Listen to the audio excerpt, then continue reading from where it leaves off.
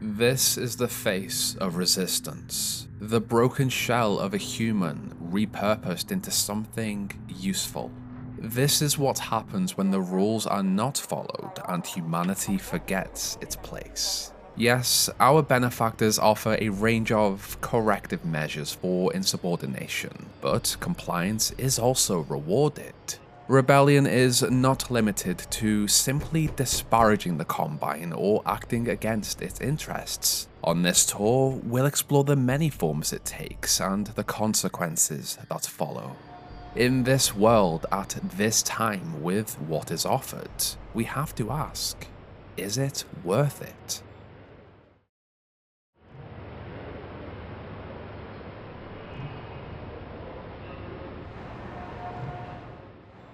The streets and apartment blocks of City 17 are shrouded in unease, paranoia, and fear. After 20 years of occupation under the Combine regime, all of this has become normalized. What else can the population do but accept it? Anything else invites severe consequences. The cold, broken stare of a citizen, the power trip of a civil protection unit, and the echo of a firing squad in the distance are all normal here. There are no rights, no children, no choice, no freedom. Despite what many say about the controlled settlements across the wasteland, all of this is by design, built to manufacture safety and security from the horrors outside these walls. Why would anyone want to go beyond them? For the ordinary citizen who accepts this fate, compliance comes at a cost, but resistance demands far more. For those who accept it, this is their life, but there are those who reject it. It can begin with an anonymous tip, a report that a citizen has been seen somewhere they should not be, or nothing more than a gut feeling. Then comes the bang on the door as the civil protection units launch a raid to bring in a suspect flagged for anti-civil activity. It is here, in interrogation rooms like this, that a suspect is questioned and their fate is decided. These bloodstains make one thing clear.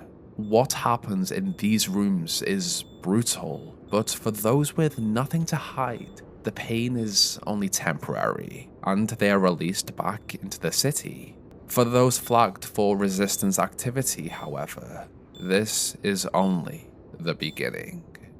The Combine search relentlessly for anyone connected to the Resistance, a hidden network of humans and Vortigauns united by a single goal: disrupting the regime's operations. To be sent to Nova Prospect is widely viewed as a death sentence, but I would go further.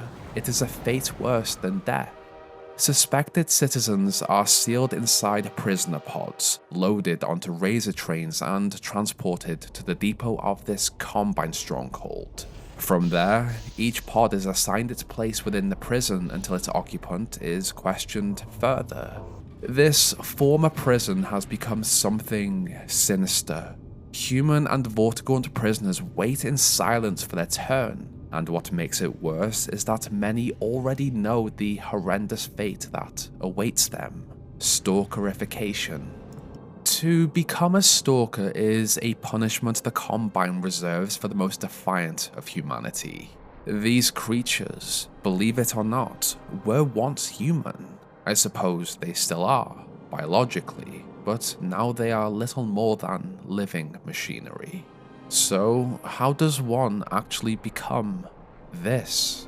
The process is every bit as barbaric as it looks. The hands and lower legs are amputated, then replaced with metallic limbs designed for one purpose: to interface with Combine terminals and the machinery with absolute precision.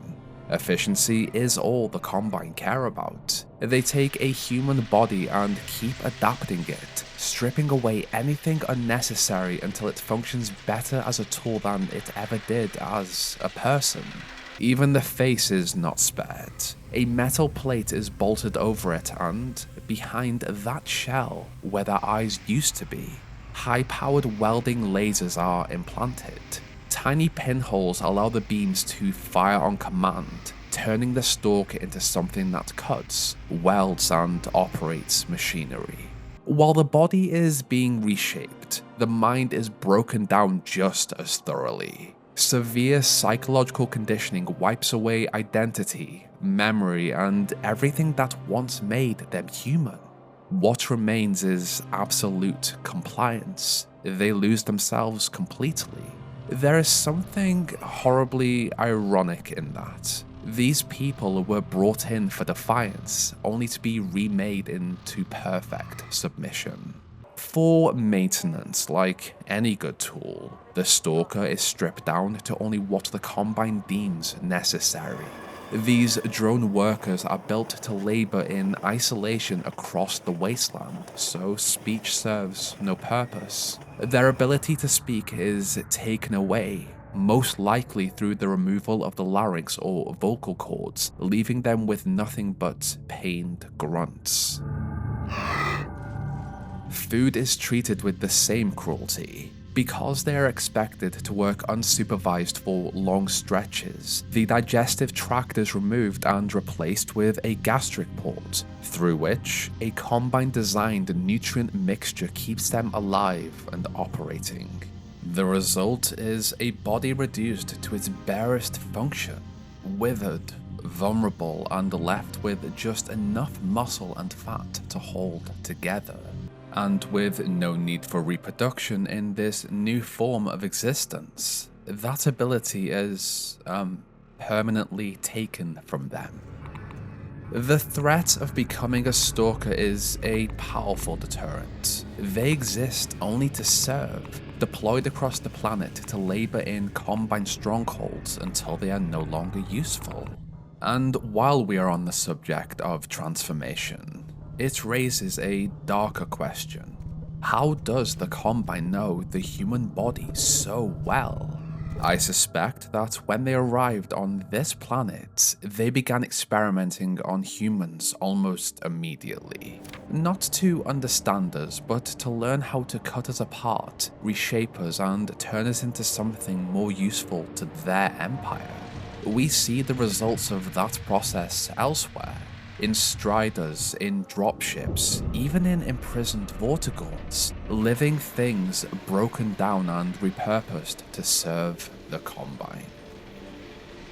To become a Stalker really is a terrible fate, but this is the cost of resistance. This is what it means to work against the Combine. And when you think about it, those detected operating out of smaller bases on the outskirts, lined up and shot in plain sight for defiance, may have received the kinder sentence. And still, resistance is everywhere across City 17. In the graffiti on the walls that remind the population what they have lost, in the imagery of those who surrender parts of their humanity through forced evolution just to survive, and most importantly, in the Lambda itself. Left in plain sight, it stands as proof that even here, despite constant surveillance and the threat of inhumane punishment, the desire to fight back is still there. But organized rebellion is only one expression of resistance.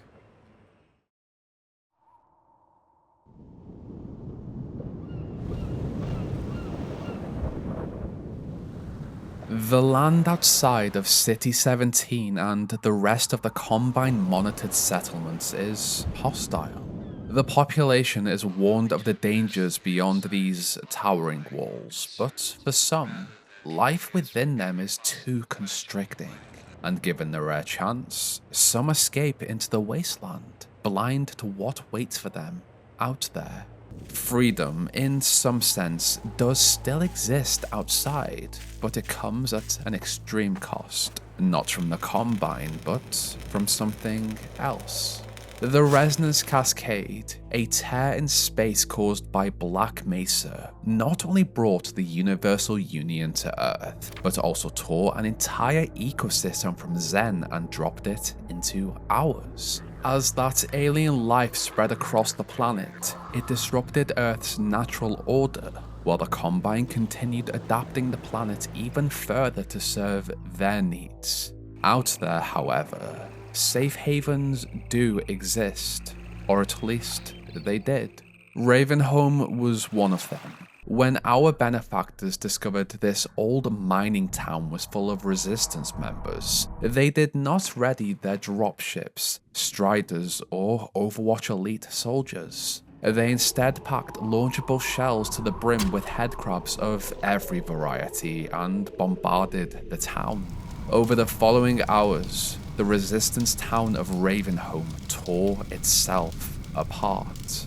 The population is still here, but in another state entirely. With parasites attached to their heads, they stumble through the streets in excruciating agony. Their bodies no longer their own.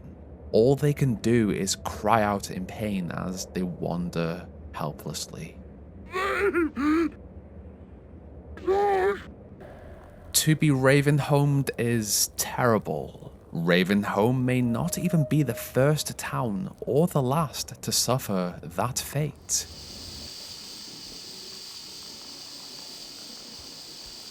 Smaller resistance bases have been taken down in a similar fashion. The human victims of this assault in the canals are left to rot in the toxic sludge of City 17, pinned in place by the headcrabs controlling them. Resistance does not always run through the formal resistance. Not everyone joins a cause or disappears into a safe house. Some simply flee the city when the rare opportunity presents itself and attempt to survive alone.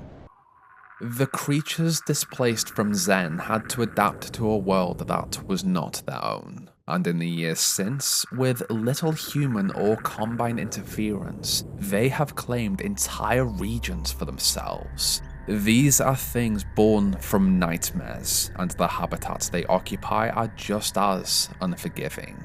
So let's take a look at them, the places they have made their own, and what happens when an unsuspecting human decides the world beyond the walls is worth the risk. You would think that an underground tunnel or cave system would be the perfect place to evade a Combine sweep of the sector, but it is not. These cramped, wet spaces are exactly where the barnacle thrives. It begins and ends its life in the same place, anchored overhead, its tongue hanging below. Much like a Venus flytrap, it is not an intelligent hunter, but a passive, instinct-driven predator. It waits in silence for something to brush against its tongue, and once it does, the victim is hauled slowly upward and eaten alive. As for those who venture toward the sandy beaches of the coast, they enter the territory claimed by the antlions. These highly territorial creatures may be blind, but they are acutely sensitive to vibration. And just beneath the sand, antlion soldiers lie in wait to drag fresh prey back to the nest to feed the grubs, workers, guards, and guardians below. The people here may survive the initial attack, only to be held in place as they wait to become the next meal, to be eaten alive. But this is better than living under the Combine regime, right? Trying to escape into what is left of the ocean is no better. Antlions cannot swim, but neither can a human for long in leech-infested waters. And finally, though I really could go on about the many dangers of the wasteland, we end our tour with the creature humanity knows all too well, the headcrab. They are everywhere, and in more than one form. Standard, fast, poison, different shapes of the same nightmare. Perhaps it really is better to stay in a Combine-controlled settlement. At least there, Combine units guard the population, the walls keep the headcrabs at bay, and the restrictors hammer the ground hard enough to keep the antlions from expanding their reach.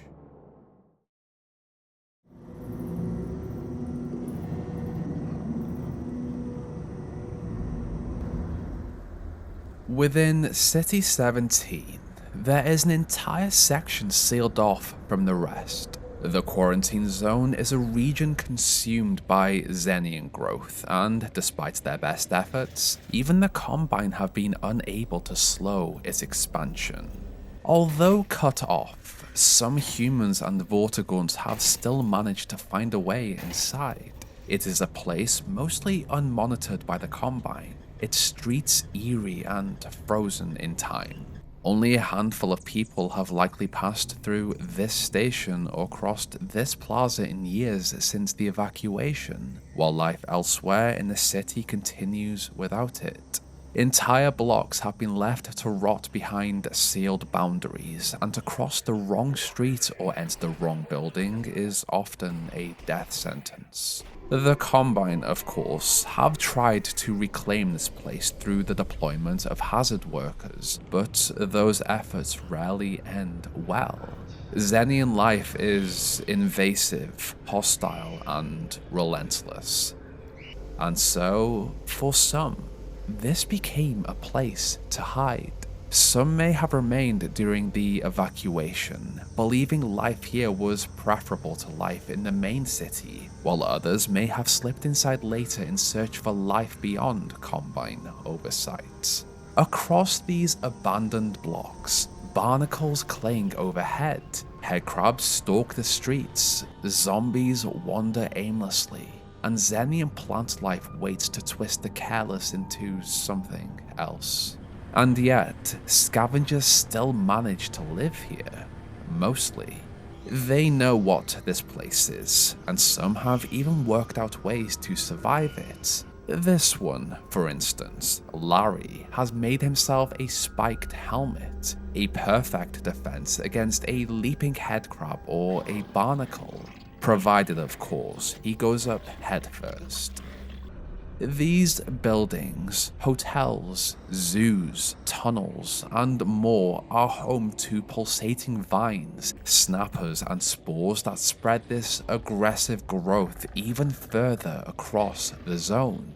These spores, however, do not just spread naturally.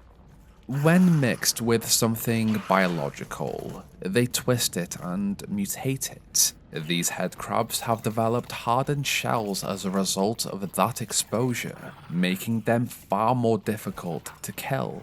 But the mutation does not just end with headcrabs. In the Golden Line Distillery, an attempt was made by a Combine hazmat unit to clear out the Xenian infestation, but one human ultimately became a part of it. A spore managed to breach his suit and changed him in the process. He had followed the rules, he had worked his job, and still, he suffered a horrendous fate. Or should I say, suffers. That is, if he is still conscious. He wanders in agony, his body ripped apart into something suspended between human and plant, reduced to a living spreader of Xenian seed. To rebel, to resist, is to fight for a cause bigger than yourself. And in this place, there are signs that one person once gave their life over to doing exactly that. On the outskirts of an old tank yard, repurposed by the Combine as a site to harvest antlion extract, an unknown scavenger once made a home for themselves. It stands abandoned now, but what remains tells its own story. Tallies marked across the wall record the number of Combine soldiers they killed. A desk holds trophies taken from the dead, mostly fragments of soldiers' masks. This too is resistance, but I suspect it is a lonely kind. Then again, perhaps loneliness is easier to live with than oppression.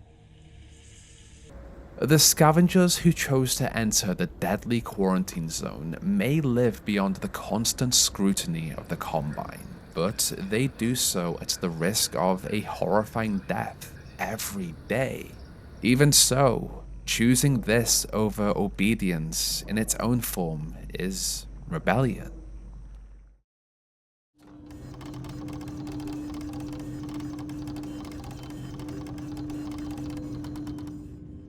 Resistance is not one single organized movement. It is a spectrum made up of captured rebels, lone escapees, scavengers, hidden survivors, and the formal resistance itself. Across the streets of City 17, the outskirts of the canals and the wilderness of the White Forest, there is another face of resistance. Humans and Vortigaunt come together with one shared goal: to remove the Combine from our world.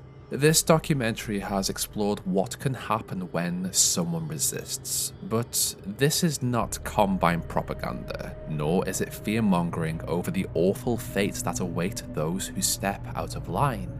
It is a reminder that these people know exactly what could happen to them, and they fight anyway. To sit down, submit, and accept that fate for the rest of their lives is, to many of them, worse than death itself.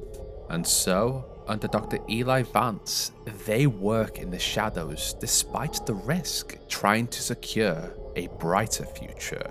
From raids on Combine facilities carried out under Dr. Vance's leadership, to double agents hidden within the civil protection of City 17 under the guidance of Dr. Kleiner, to the base hidden deep in the Outlands where new technology is developed for the day the Resistance is ready to strike. All of them understand the cost if they are caught. To be raven-homed, to be transformed into a stalker, to be executed outright. None of this is unknown to them.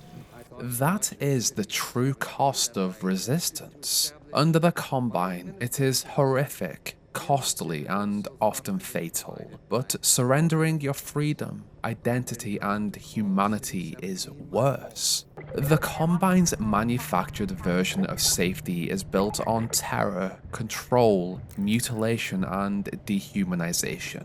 Resistance is not heroic because it is glamorous. It is heroic because people choose it while fully understanding what it may do to them. The lambda symbol marks a cache of supplies. The Underground Railroad offers passage through City 17, through the canals and towards Black Mesa East, though never without danger. Every person within this formal resistance works towards the same goal: to rid our world of the Combine. All they need is a spark. Rise and shine, Mr. Freeman. Rise and shine.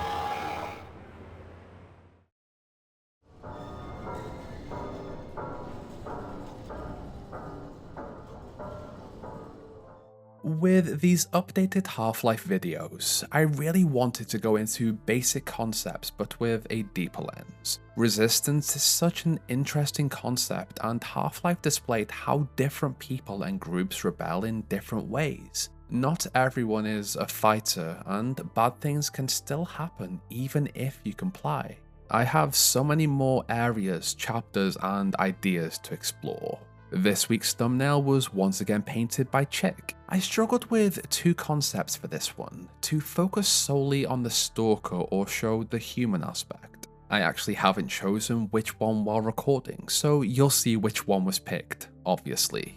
If you enjoyed this deep dive into Rebellion, why not take a look at why the Vortigaunts are the real villains of Half-Life, or maybe take a guided tour through the terrifying prison of Nova Prospekt. I promise this isn't propaganda, but I did just find some rations in my new assigned home in the much nicer City 18.